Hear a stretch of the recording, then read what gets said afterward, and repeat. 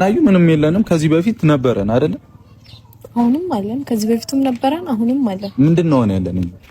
ሰላም ሰላም፣ እንዴት ናችሁ? ውድና የተከበራችሁ የቻናል ቤተሰቦች፣ እኔ ደህና ነኝ፣ እግዚአብሔር ይመስገን፣ ሁሉ ሰላም ነው፣ ክብሩ ይስፋ አለው። ዛሬ ምንድነው በጣም በሚገርም ነገር ነው።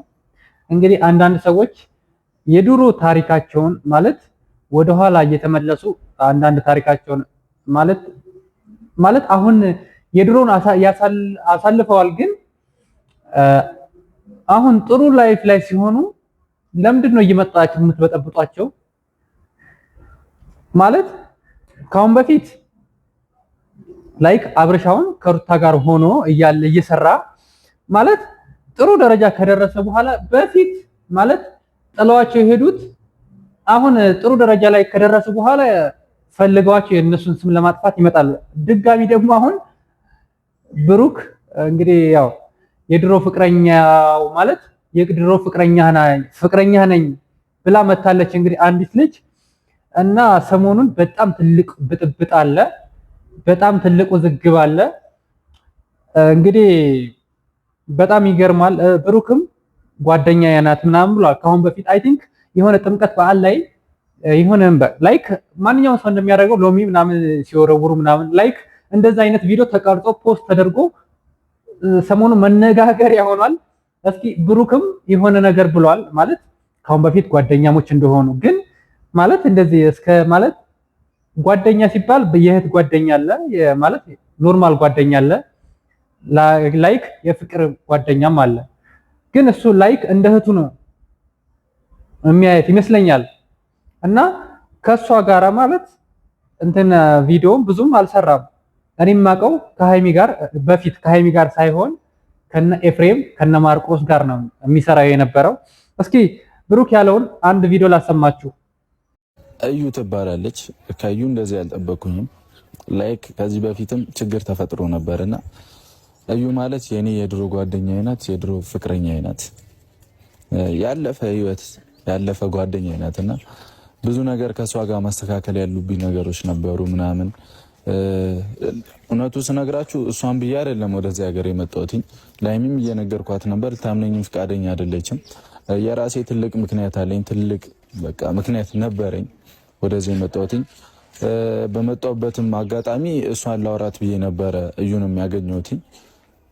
በቃ እውነታዊ ነው። እዩ ደግሞ ለምን እንደዚህ እያደረገች እንዳለ አላቅም። ላይክ አዶን ብቻ እንግዲህ ማለት ካሁን በፊት ላይክ የድሮ ማለት የልጅነት ፍቅረኛ አይ ቲንክ ብሩክ ገና እኮ ልጅ ነው። ብዙ ሰው አሁን ትልቅ ሰው የሚመስለው ነገር አለ። ብሩክ ገና ህፃን ገና 22 ዓመት እኮ ነው፣ ልጅ ነው ማለት። ከዛ በፊት እንደዚህ የፍቅር ጓደኝነት ሲባል በፍቅር ማለት እንደዚህ የጠነከረ አይመስለኝም፣ ላይክ እንዳሁኑ አይመስለኝም።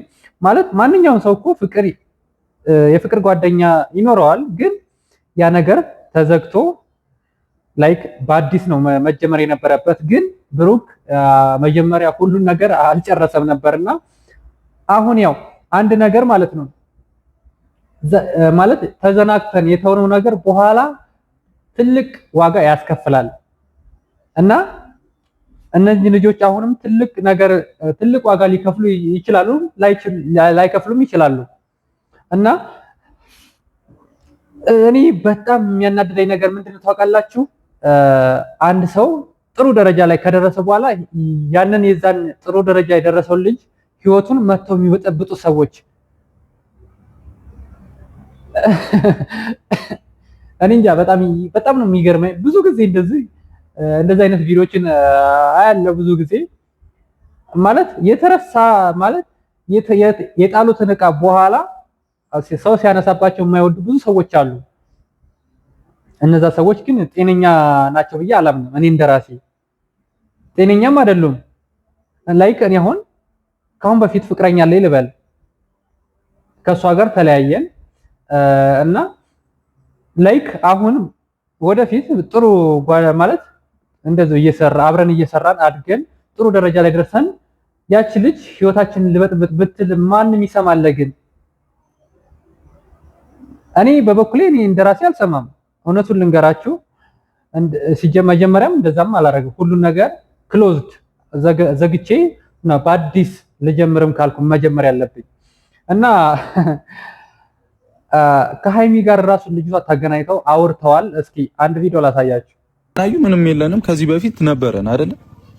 አሁንም አለን። ከዚህ በፊትም ነበረን፣ አሁንም አለን። ምንድነው ነው ያለን? ሁሉም ነገር ቢያበቃ ደስ ይለኛል። እዚህ ጋር ማለት እውነቱን ማወቅ አለባት። አንተም ደግሞ እውነቱን መናገር አለብህ።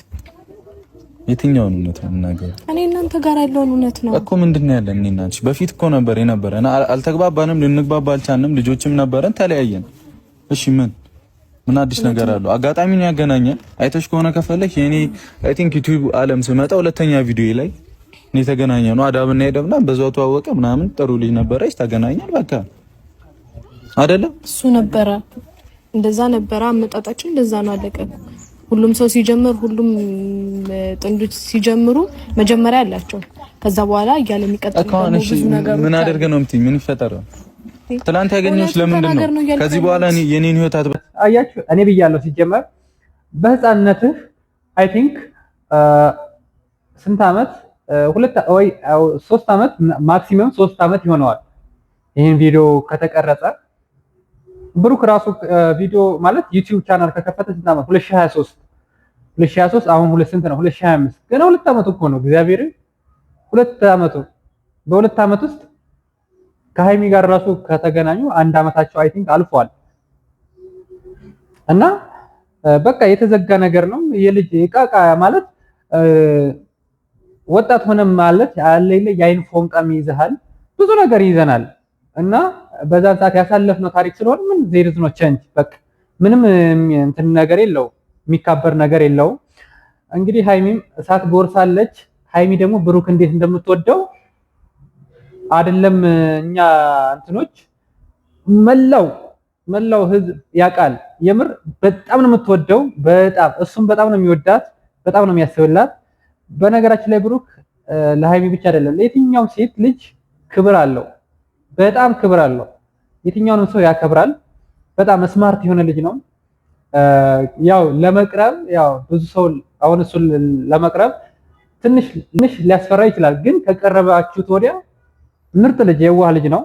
ሃይሚ ጋር ራሱ ተገናኝተው በቃ የማይሆን ቃላት ተነጋግረዋል። እንግዲህ ልጅቷ ምን እንዳለች ታውቃላችሁ? አሁንም በፊትም አሁንም ማለት ጓደኛሞች ነን። ላይክ እንግዲህ እሷ ከሃይሚ ጋር እንደሚሰራ ብዙ ነገር እንደሚሰራ ታውቃለች። ግን እሷ እንግዲህ በፈጣጣው ላይክ አብርሽን እንትና ማን ነበረች አንድ በቃ ማን ነበረች ከአብርሽ ጋር በቃ ሙጭጭ ያለችበት የሆነ ታይም ላይ ላይክ እንደሷ ልጅ ነው ብታጀራ መኖሪያ ያቆምኩት ቆጆ አይደል እንዴ? ኦኬ እየመጣ የምታገኝ ጊዜ አይቆጠርም ማለት ነው። ኧረ መገገም እዩ። ለምን ስነ ስርዓት አይኖርሽ? እኔ በስነ ስርዓት ነው እያወሩ ያለሁት። እውነቱን እንድትናገር ነው አለም የምፈልገው። እኔ ምንም የለንም ሃይሚ፣ እንዲህ ከማለት ውጪ ምንም ልልሽ አልችልም እኮ። በቃ እኔ ከዚህ በላይ መስማት አልፈልግም። እሺ እኔን እመኚኛ፣ እንድታምኚኝ እኮ ነው እሷን ያመጣሁት። እሷ እየዋሸች ነው። እኔ ለምንድን ነው የምትዋሹ? በእናትሽ አታናጅኝ።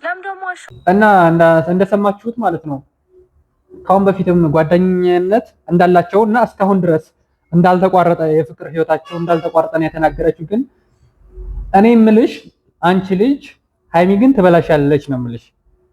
ምክንያቱም ብሩክ ያለው ካሁን ማለት አሁን ከሃይሚ ጋር ነው ህይወቱን እየመራ ያለው። በቃ መታችሁ በሰው መሃል ህይወት በሰው ህይወት እንደዚህ በቃ የሰው ህይወት አታበላሹ። ከቻላችሁ የራሳችሁን ህይወት ኑሩ። በቃ እኔ ማስተላልፈው ይሄን መልእክት ይሄን ብቻ ነው።